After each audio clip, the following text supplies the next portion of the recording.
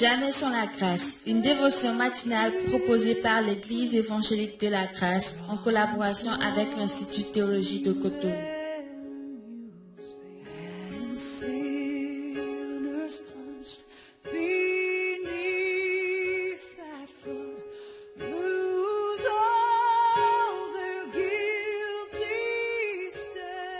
Bonjour à vous tous, une nouvelle journée pour une nouvelle provision. Prions.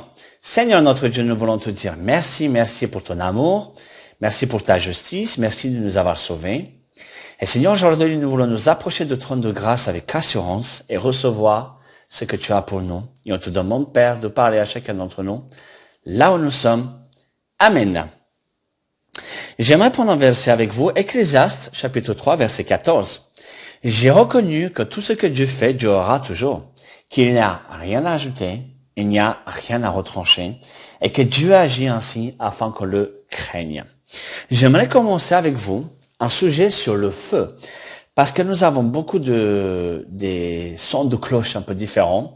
Les gens qui disent, voilà, je veux le feu de Saint-Esprit, sans forcément savoir ce que c'est.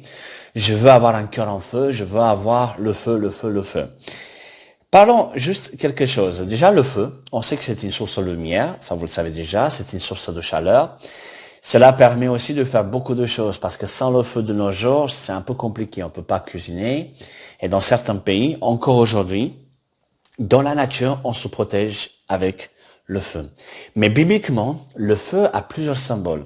Première des choses, à travers le feu, on purifie certains matériaux.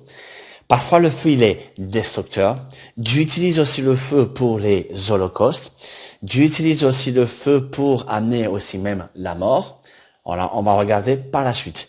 Aujourd'hui, ce que j'aimerais vous montrer à travers le feu, juste une courte introduction, c'est Exode 13, 21. L'Éternel alla devant eux le jour dans une colonne de nuée pour les guider, et la nuit dans une colonne de feu pour les éclairer, afin qu'ils marchent jour et nuit. Première des choses, on voit que c'est une nuée. Le monde dans lequel nous sommes, c'est un peu comme un désert où il y a la chaleur qui tape, il y a la nuée de l'Éternel. Nous sommes son peuple.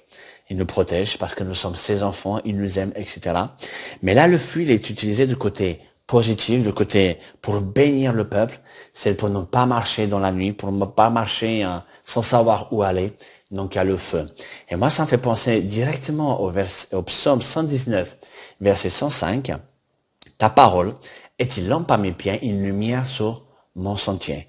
La première des choses que j'aimerais dire sur le feu, c'est que la parole de Dieu, comme Jérémie le reflète, elle brûle dans notre cœur, elle éclaire les pas où nous marchons. Elle éclaire le plan que Dieu a préparé pour nous. Elle éclaire le chemin de ce monde. Et en même temps, regardez, c'est étonnant. Ce que Dieu dit, c'est que soyez la lumière du monde, comme lui-même, il est la lumière. Encore une fois, la notion de feu. Ce que j'aimerais vous dire aussi, c'est qu'à travers le feu, Dieu a appelé Moïse. Rappelez-vous, Moïse, quand il était dans le désert, il prenait soin des brebis de son beau-père, et il voit un arbre en feu, un buisson ardent, et Dieu l'a appelé. Ça nous montre aussi que le feu, il est quelque chose qui purifie, quelque chose qui révèle aussi la gloire de Dieu, quelque chose qui, on peut pas le toucher parce que si on le touche, on se brûle. Mais en même temps, on voit aussi que, par exemple, les disciples d'Emmaüs, quand ils parlaient avec Jésus-Christ, la parole brûlait dans leur cœur. Jérémie qui te dit, mais Seigneur, c'est tellement dur de parler ce que tu me dis, mais je peux même pas me taire parce que ta parole brûle au fond de notre cœur. Et ce que j'aimerais vous dire, c'est que pour avoir un cœur en feu, un cœur passionné, parce que dans certaines cultures, le feu il est aussi considéré comme une passion amoureuse, comme une passion pour un tel projet. Mais nous, cette passion, c'est Jésus-Christ. Cette passion, c'est la parole de Dieu. Cette passion, c'est vraiment un wow, Seigneur, pour marcher dans ce monde qui est ténébreux. Utilisons le feu qui est en nous, utilisons Jésus-Christ, utilisons sa parole, utilisons vraiment la présence de Dieu. Parce qu'avec Dieu, à nos côtés, toute chose devient possible. Quand Dieu est avec nous, rien qui peut se tenir contre nous. Un peu comme le psalmiste David qui nous dit, avec toi, Seigneur, je saute sur une muraille en face de mes ennemis. Je ne crains pas. Pourquoi? Parce que nous avons le feu de Dieu. Alors, ce côté de feu, c'est vraiment le côté bénédiction, le côté la présence de Dieu, ça reflète la gloire de Dieu, etc., etc. On va continuer par la suite pour voir un autre aspect sur le feu. Mais si on veut un cœur en feu, un cœur passionné pour Dieu, utilisons Psaume 119, 105, ta parole est une lampe à mes pieds. Et comme un feu. Et vraiment, soyez bénis. Et à la prochaine. Tout le temps que nous avons.